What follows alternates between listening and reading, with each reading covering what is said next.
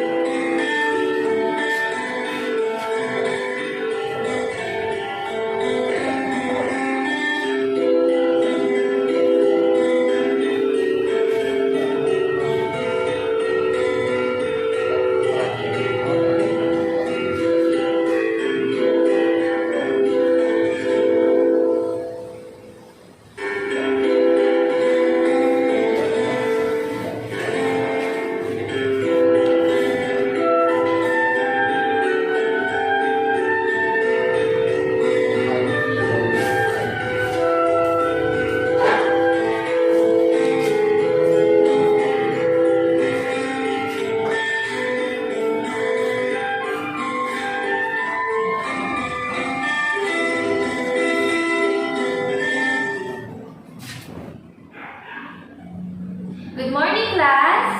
Good morning, ma'am. Class, do we have any absent for today? May I ask class president who is absent for today? Good morning, ma'am and classmates. There is no absent for today, ma'am. Class, did you do your homework? Yes, ma'am. Okay, now let us check it.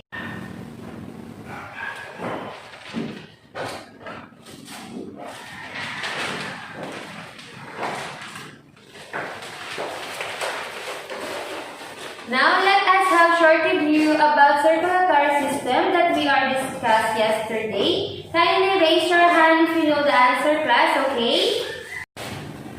Last question. What does the blood deliver in every part of our body? Ma'am, Yes, Miss Kirill? the blood delivers nutrients, oxygen, and other chemicals that absorbed by the body. Very good answer. Okay. You may take your seat now, class. Okay, class, before we start, we will have a game. Are you ready, class? Yes, ma'am. Okay, are you familiar in the game Sing In and Out? No, ma'am, but No, ma'am. So here's the instruction, class. So you need to make a big circle, and after that, you will pass the ball next to your classmates. And when I play the song, when the song stops, to whom the ball stops, he needs to answer my question by arranging these letters. Okay, class, are you ready? yes, So ma'am. now make a big circle, okay? So this is the answer that you needed to arrange, okay, class? Yes, ma'am. Are you done with a big circle? Yes, ma'am. Okay, so let's start. So this is the song, okay?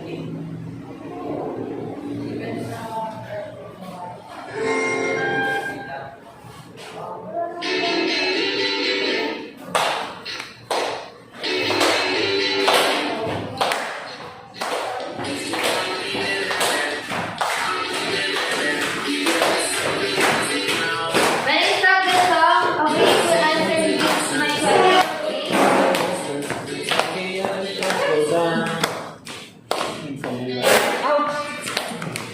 Okay, Mr. Del Puso, here is my question. First question. Your body couldn't breathe without this system. This is the answer. Your body couldn't breathe without this system. Respiratory system, ma'am. Very good. So let's continue.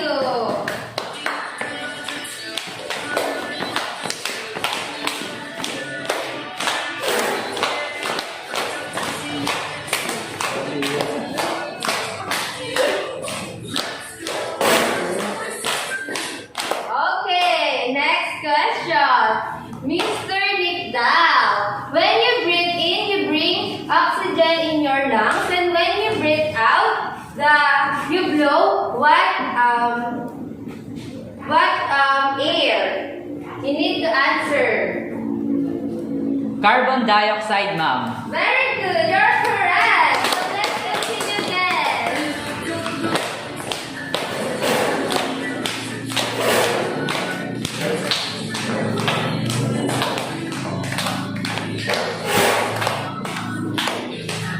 Okay, Mr. Easy. So here's my question. This is not good to your lungs. So this is you need to arrange these letters. To get Smoking, the answer. ma'am. Very good. Thank you. That's the first class, okay?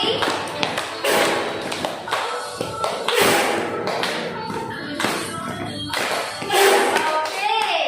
For the next question, Mr. Ordonio. So my question is,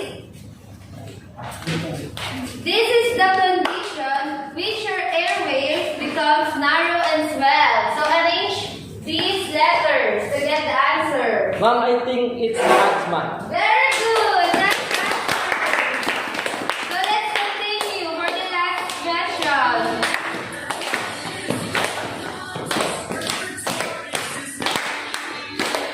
Okay, are you ready for the last question, guys? Okay. Okay, for the last question, Mr. Ivan, my last question is, your ribs comes up and your diaphragm drops down. What is the answer? Ginalin, ma'am. Oh, sorry, you're wrong. Okay, let's continue. You're wrong, Mr. Ivan, huh? Okay, for my last question, Miss Kirill, your ribs comes up, your diaphragm drops down. What is the answer?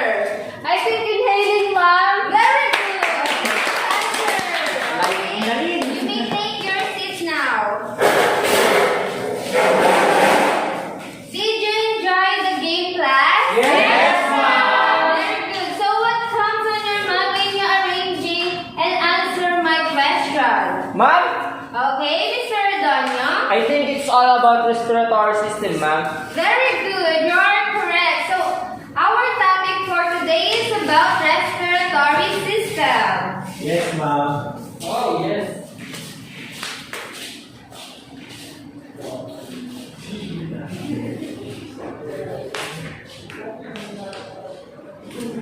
So class, I have here handouts and you need to fill in these handouts for the 3 minutes individually. So after you fill it out, you need to share your ideas or you need to share your answer in the class, okay? You get it, class? Yes, ma'am. Okay. So this is the chart called No, 1, and 5. For the first column, the question is, what do I know? For the second column is, what do I want to find out? And for the third one is, how can I find out and what I want to learn? Get it, class? Yes, ma'am. Okay. Now, this is your handouts. Kindly pass to your classmates. Okay, I will give 3 minutes, okay? So start answering.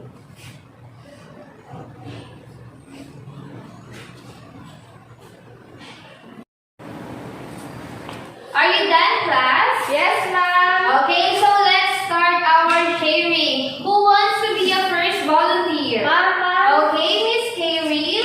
Ma'am, I know that respiratory system exchange of gases and the main parts of this is the lungs. I want to find out how the air passes through the lungs. I can find out by listening carefully in our discussion, ma'am. Very good. Who is the second one? Ma'am, Mr. Ordonio. I know that respiration is essential to human. I want to know if there's other respiratory systems are. I can find out by reading books and focus in our lesson, ma'am. Okay, very good. Who wants to be a third volunteer? Ma'am. Okay, Miss ESMERIA. Ma'am, I know that asthma is one of the diseases in lungs. I want to know how they can get those diseases. I can find out by listening carefully in our discussion. Okay, thank you for your answer. Okay, let us tackle the meaning of respiratory system. Can someone read what is the meaning of respiratory system? Ma'am, Okay, Mr. Donyon. respiratory system was the system where gas exchange occurs, brings supplies to cells, separate oxygen poor and oxygen-rich blood. Okay, thank you for your readings. Okay.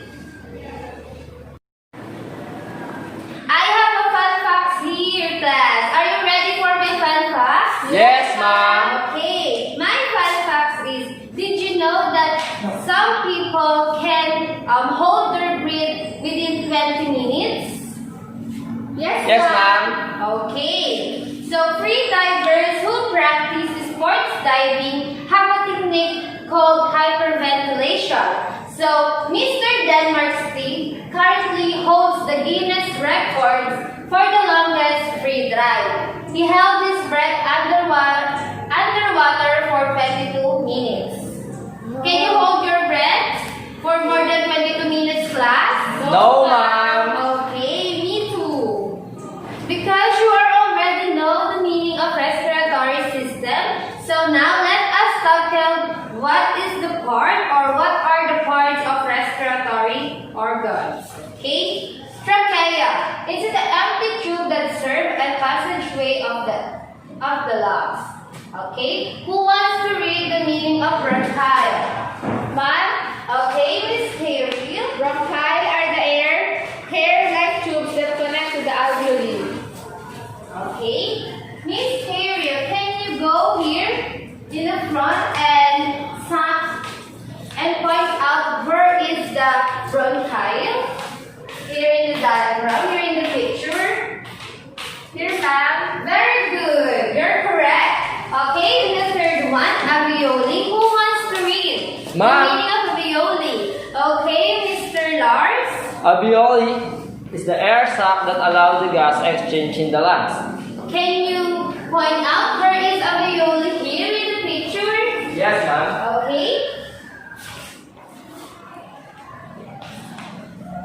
Here, ma'am. Very good. You're correct.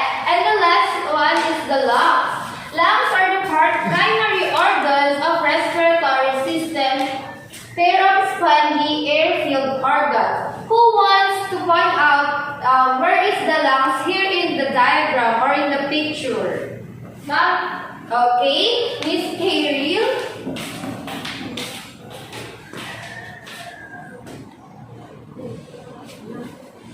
here, ma'am. Here, ma'am. Okay, thank you. Okay, for the next slide, activity time. Are you ready for our activity, class? Yes, ma'am. Okay, you're ready. So, I will group you into three. You needed to describe the key part of respiratory system and identify the function of it. Are you ready, class? Yes, ma'am. Okay, is the direction is clear? Yes, ma'am. It is clear, ma'am. Okay, so the title of our activity today is What a Bunch of Grapes. So you identify the key parts of respiratory system with the help of grapes. Did you bring the materials needed? Yes, ma'am. Okay, very good again. So our objective is the identify the key parts of breathing system. Can you read the materials that needed? Ma'am, Okay, Mr. Donyo. material.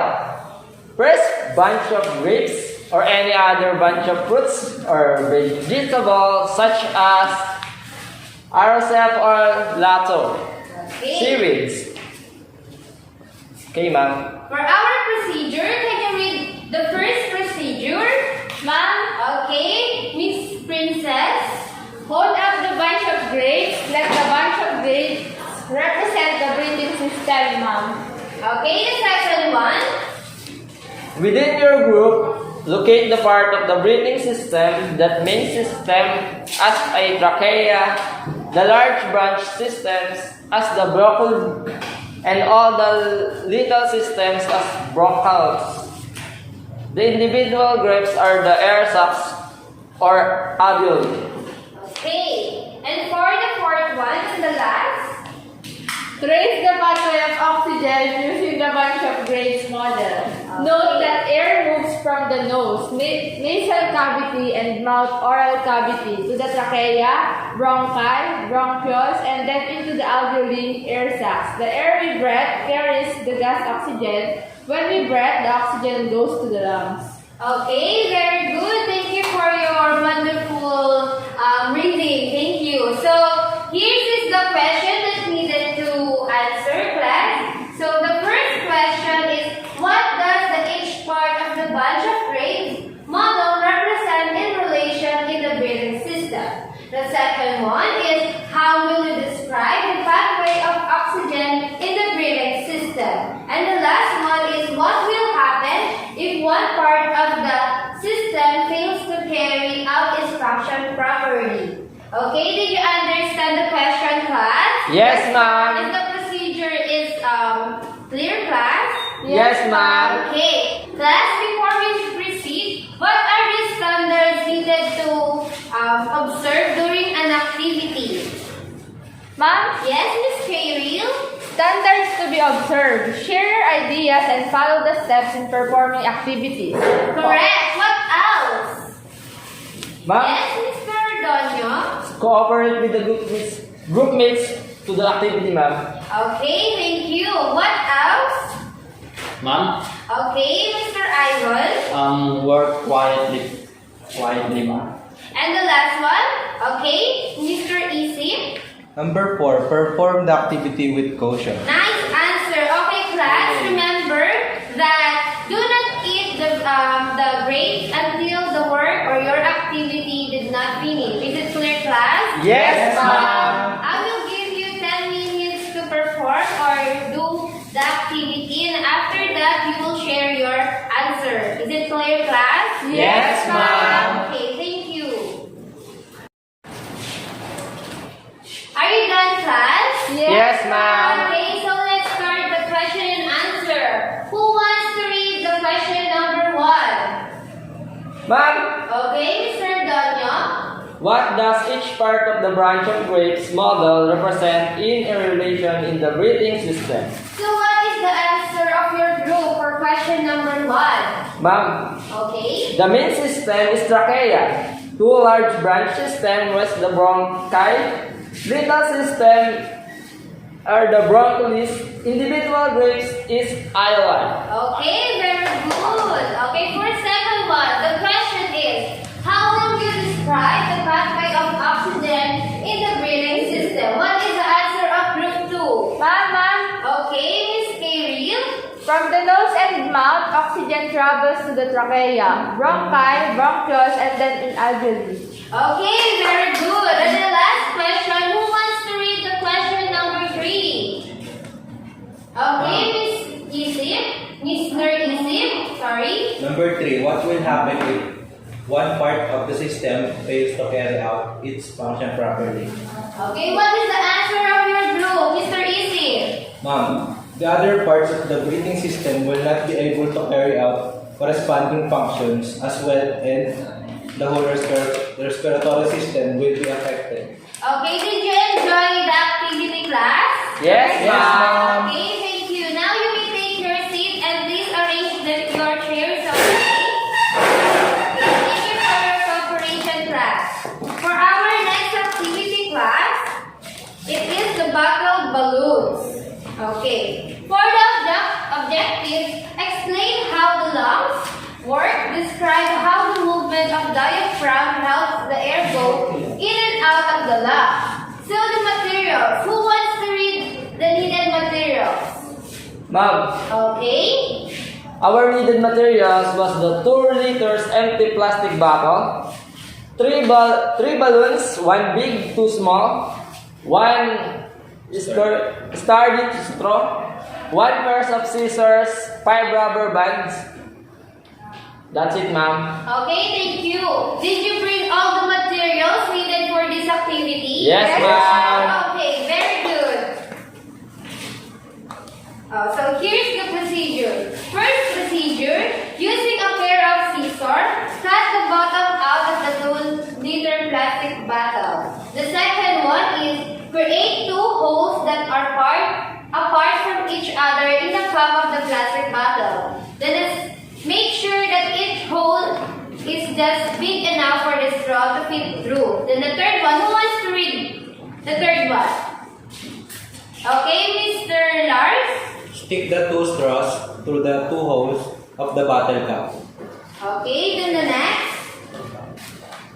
Place 1 balloon on the end of each straw and secure them with rubber bands as shown in the figure below. And number 5, stick the balloon ends of the straw to the bottle opening and screw the lid on tightly. And number 6, stretch out the larger balloon and place it over the open bottom of the bottle. Secure it with the rubber band as tightly as possible. Refer to the diagram of the finished long model below. Okay. So, did you understand the procedure of that activity? Yes, ma'am. Okay. I will give you 10 minutes to perform the activity. Then after that, we will have a graded recitation, individual. Okay? Is that clear, class? Yes, ma'am. The direction is clear? Yes, ma'am. Okay, so let's start the activity. Time's up. Okay, class, are you ready for our question and answer? Yes, ma'am. Okay, for the first question. What does each part of the constructed lab model represent? Who wants to answer that question? Okay, Miss A.M. The 2-liter plastic bottle represents the chest cavity. The 2 straw represent the bronchi. The 2 balloons represent lungs, and the larger balloon represents diaphragm, ma'am. You're correct. Give a 5 claps for Miss A.M. 1, 2, 3, 4, 5. Then the second question. What happened as you pull down the balloon at the bottom of the model? Who wants to answer? Ma'am, Okay, Miss Princess. the 2 balloons expand, ma'am. Okay, very good. Very good answer. Okay, and question number 3. Who wants to read it? Ma'am. Okay. What happened as I push up the balloon? Okay, what is the answer? The air pressure inside the bottle is lowered by increasing the space inside the bottle. Okay, excellent. So the air pressure inside the bottle increased by decreasing the space inside the bottle, which make the balloons or the 2 balloons inside the bottle return to their original size. Get it, class? Yes, ma'am. Okay, for the next question. How does the movement of diaphragm cause the air go in end of the lungs? Ma'am, Okay. Miss K-Real again. the 2 balloons loosen up and return to their original size, ma'am. Nahiya tayo natin. Okay, next question and the last question. How does the movement of diaphragm cause the air go in and out of the lungs? Who wants to answer the question number 4? Ma'am, Okay, Miss K-Real again. What is the answer? the answer, ma'am, is the movement of the diaphragm affects the air pressure inside the chest cavity by either decreasing or increasing the space, thus allowing air to go in and out of the lungs, ma'am. Very good answer. Okay, you really learn and enjoy our activity class. So, here's the video that explain or give more information how to perform that activity, okay? Okay, before we start, what are the things that needed to be observed when watching videos? Who wants to answer that, my question? Ma'am, Okay, Mr. Danya. first we need to keep quiet. Okay. This is the second one. Ma'am, Okay. Miss Ivan. Mr. Ivan, sorry. Ma'am, watch the video carefully, ma'am. Okay, thank you. Anything else? Okay, Mr. Isip? Enjoying the video, ma'am. Okay, very good. So, okay, watch this video, okay? For more information.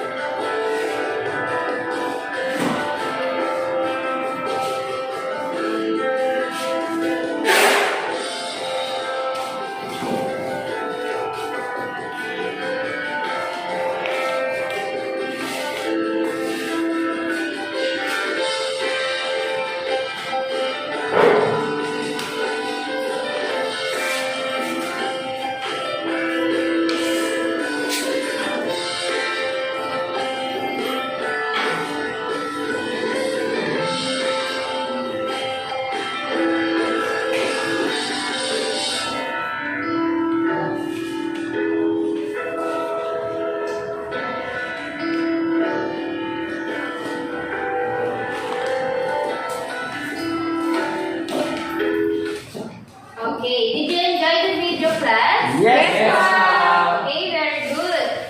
The video that you have watched, that's the activity you've done earlier, that's the same? Yes, ma'am. Okay, very good. Because you already know the function of the key parts of respiratory system, answer this activity, class, in your notebook within 5 minutes, okay? Okay, Get ma'am. your notebook, class. Okay, ma'am. Provide the correct answer in the blank. Okay.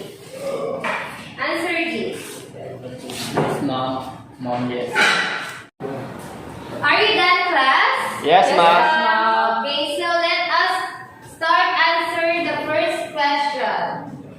Who wants to read the first question? Ma'am, Okay, Miss Kevin. the tube that connect the throat and bronchi. The answer, ma'am, is trachea. Very good. Who wants to answer the second one? Ma'am, Okay, Mr. Mordono. the tiny hair that cleaned the air was the bronchial, ma'am. Okay, very good. Okay, the third one. Who wants to answer and read? Okay, Ivan. The two large lightweight organs of the respiratory system. What is the answer, Ma'am. Ivan? Lungs po. Okay, very good. And the fourth one is what we breathe in. Who wants to answer? Ma'am, Okay, Miss Kevin. I think oxygen, ma'am. Very good. And the last question, who wants to read and answer it? Okay, Mr. Daltonsoft. The a great light cluster of air sacs in the lungs. Okay, what is the answer? Alveoli. Okay, very good.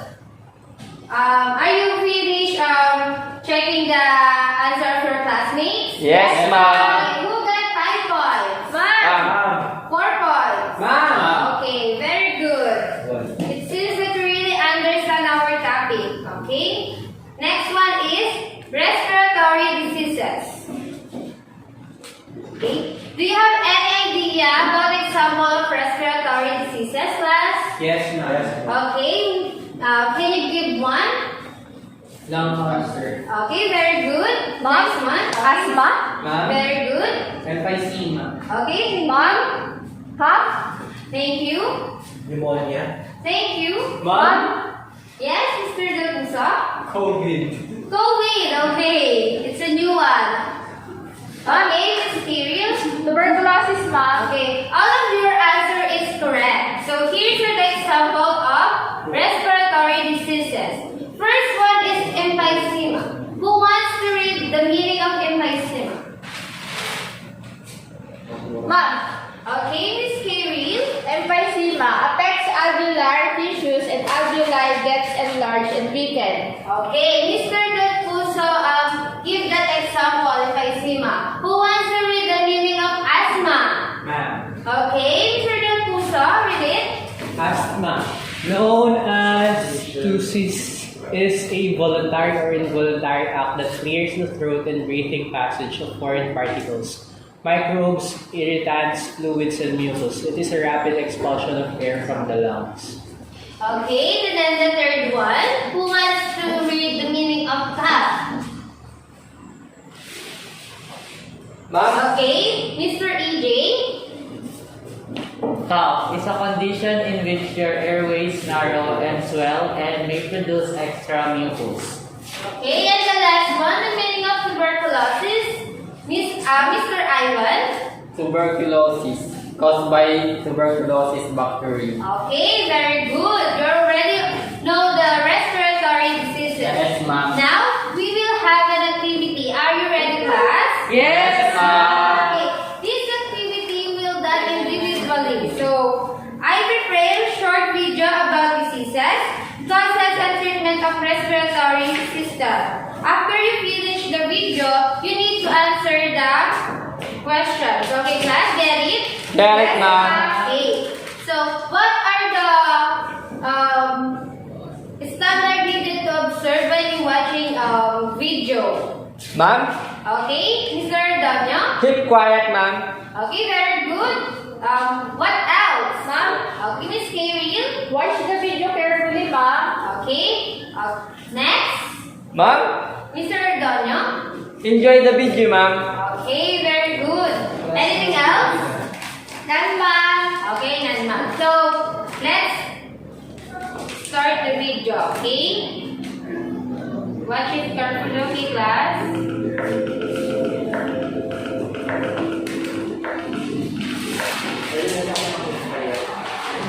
Respiratory failure happens when not enough oxygen passes from your lungs into your blood.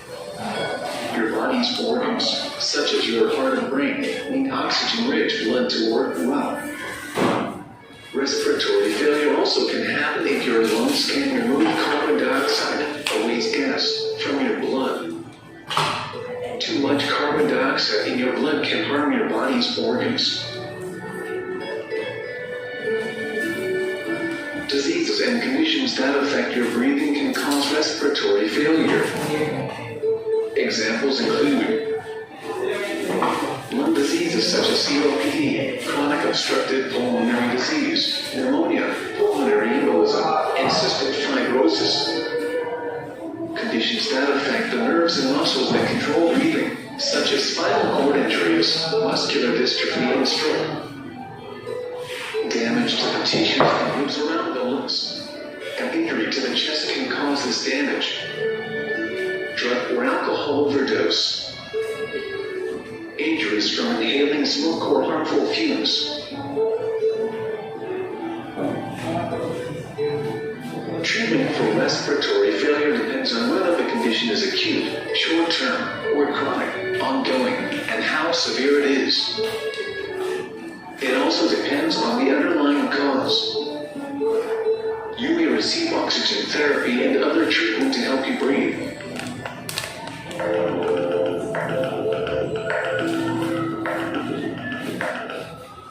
Okay, class, did you enjoy our video or the video? Yes, Yes, ma'am. ma'am. We enjoyed this, ma'am. Okay, class. So, here's the question that you need to answer. Who wants to read the first question? Ma'am, Okay, number 1, Mr. Ising. Number 1. How respiratory failure act? Okay, so the second one is Mr. Ivan. What are the examples of respiratory diseases? And the third one. ma'am, Okay, Mr. Danya. what causes of respiratory system? And the last one is, okay, Mr. Ising. What are treatment? Okay, this is the question that needed to answer. So, okay, answer this question in your notebook, okay? I will give 10 minutes to answer these questions. Okay, ma'am. Are you done, class? Yes, ma'am. Okay, so let us start the question and answer.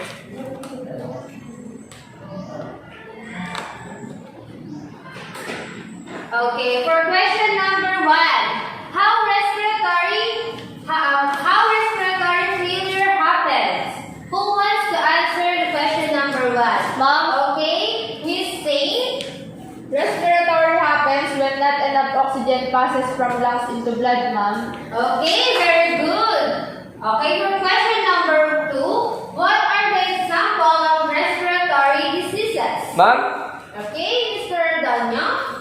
I think, ma'am, the example is chronic obstructive pulmonary diseases, ma'am, and pneumonia. Okay, very good. So, question number 3, what causes of respiratory system? Ma'am, What do you think is the answer, Miss Kirill? pulmonary embolism and cystic fibrosis, ma'am. Okay, very good. So, the last question, what are the treatment for these diseases? Oxygen, ma'am, Okay, Mr. Bardonio. I think the treatment is oxygen therapy to help the individual to breathe, ma'am. Okay, very good. You really understand the video. Okay, for our next slides, generalization. Okay. Okay, for our next slide is generalization. Respiratory system. Who wants to read the meaning of respiratory system? Ma'am, Okay, Mr. Ivan. Respiratory system. The system where gas exchange occurs. Brings supplies to cells, separate oxygen, poor and oxygen-rich blood. Okay, and this is major part of respiratory system, trachea. Who wants to read the meaning of trachea? Okay, Mr. Isip. Trachea is an empty tube that serves as a passageway of air to the lungs. Okay, and the second one. Who wants to read bronchial? Okay, Mr. Isip again. Bronchiole are the air-like tubes that connect to the alveoli. Okay, then the next one is. Okay, Mr. Nickdow. Alveoli. Air sacs that allows the gas exchange in the lungs. And the last one is, who wants to read the meaning of lungs? Okay, Mr. Ardonio. lungs are the primary organ of the respiratory system, chairs of spongy air-filled organs. Okay, did you understand our discussion? Yes, ma'am. Other question? None, ma'am. Okay, I know that you're all ready for our test time. Oh, Okay, oh my God. bring one whole sheet of paper, Oh my class. And ready your ball pen, okay?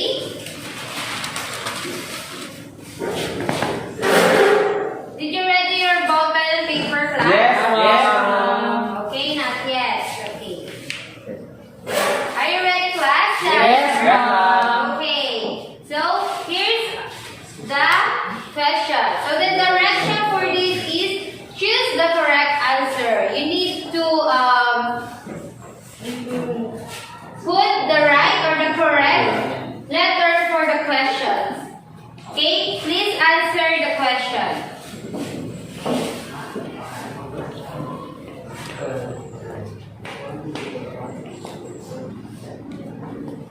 Are you done, class? Yes. Yes, ma'am. Yes, ma'am. Okay, next slide for question number 4 to 7. Answer that.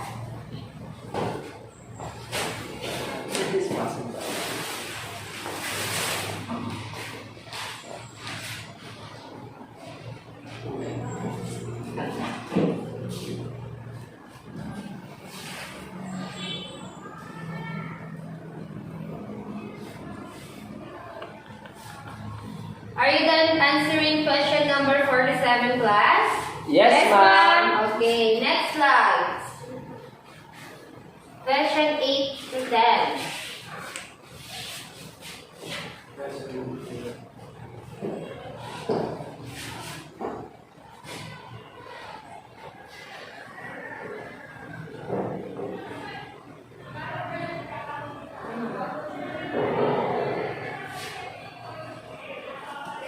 Okay, class, are you done answering?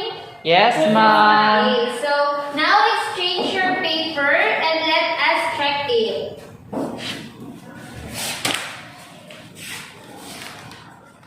Are you done exchanging, class? Yes, Yes, ma'am. Okay, so let's back to the first question.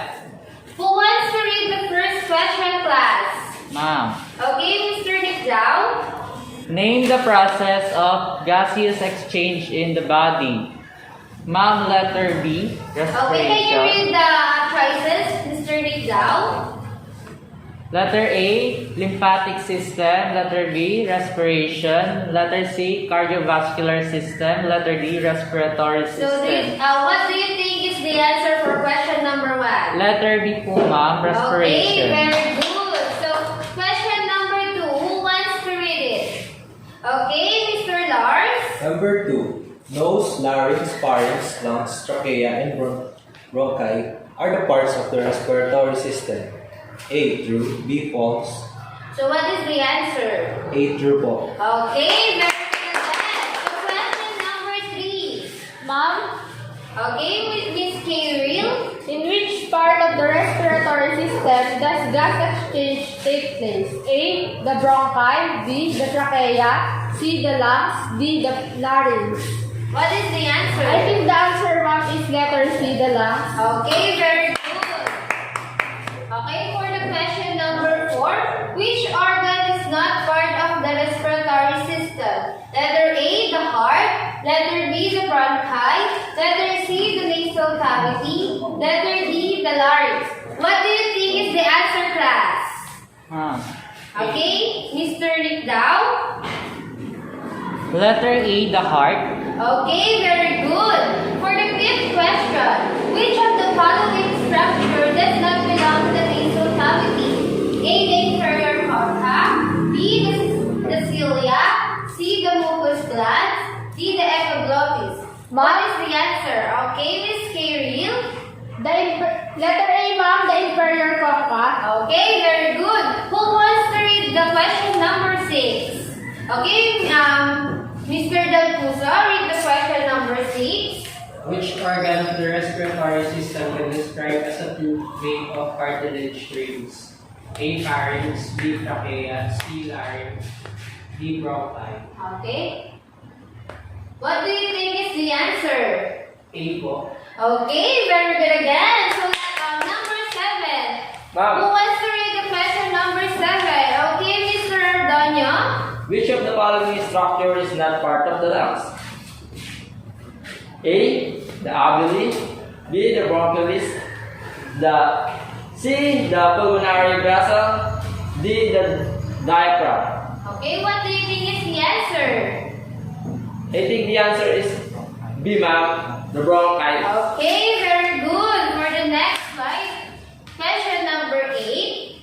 Okay, Mr. Nick Dow, can you please read the question number 8? Which structures protect the lungs? Letter A, diaphragm. Letter B, dura. C, the pharynx. D, heart. Okay, what is the answer? Ma'am, I think the answer is letter A, the diaphragm. Okay, very good. So, okay, number 9.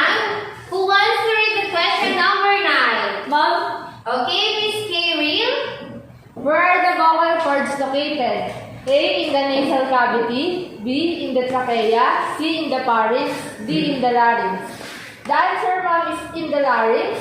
Okay, very good. So the last question, who wants to read the last question, class?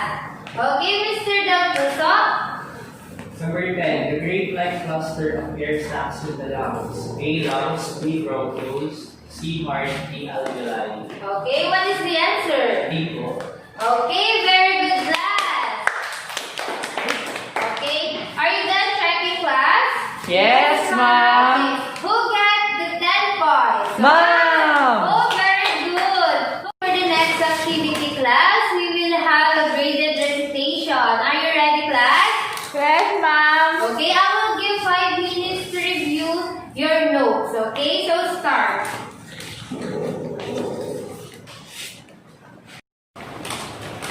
And 3, 2, 1, time's up. Okay? Okay. Are you ready, class, for our graded recitation? Yes, ma'am. Okay, for the question number 1. How is the respiratory system regulated? Who wants the answer for question number 1? Ma'am, Okay, yes, Miss Kirill. Ma'am, the process of respiration involves the biological movement of oxygen from the environment to the inner cells. The gas exchange occurs in the lungs and the carbon dioxide is removed to the outer environment, ma'am. Yes, you're correct. Okay, for the second question, what takes place when you inhale and exhale? Ma'am. Okay, Mr. Nickdow, what is your answer for my question? Gas exchange happens when inhale and exhale. We take the oxygen and emit carbon dioxide. Okay, very good. Okay, class. So the next question is, why oxygen is important in our body? Why is oxygen important in our body? Ma'am, Okay, Mr. Ardonio. oxygen is important to our body because it processes the nutrient in the cells to make energy, ma'am. Okay, well done. Your answer is very good. So for the last question, describe the sequence of oxygen, carbon dioxide, and blood flow in your own words. Okay, I will repeat. Describe the sequence of oxygen, carbon dioxide, and blood flow in your own words. Who wants to answer my question? Okay, Mr. ESMERIA. Ma'am, oxygen enters the respiratory system through inhalation and then it enters the bloodstream to be circulated throughout the body. Carbon dioxide from the tissues enter the blood, then to the lungs where it is exhaled. Okay, very good. So, it seems that you really understand our topic today. So, give yourself a 10 claps. 1, 2, 3, 4, 5, 6, 7, 8, 9, 10. Okay, you may take your seat, Mr. Isil.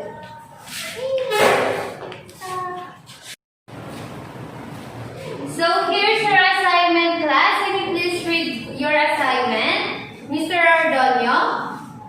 Assignment: make a slogan or poster that shows to protect our respiratory system. Okay, so write in your notebook, class, your assignment. So here's the criteria. The output will judge according to the following: creativity and presentation, 40%, and originality, 30%, and relevance to the team, 30%. Is it clear, class? Yes, Yes, ma'am. Any question, class? No, ma'am. Okay. So that's all for today, class. Thank you. Then see you next meeting, okay? Yes, Okay, ma'am. ma'am. Bye-bye, sir.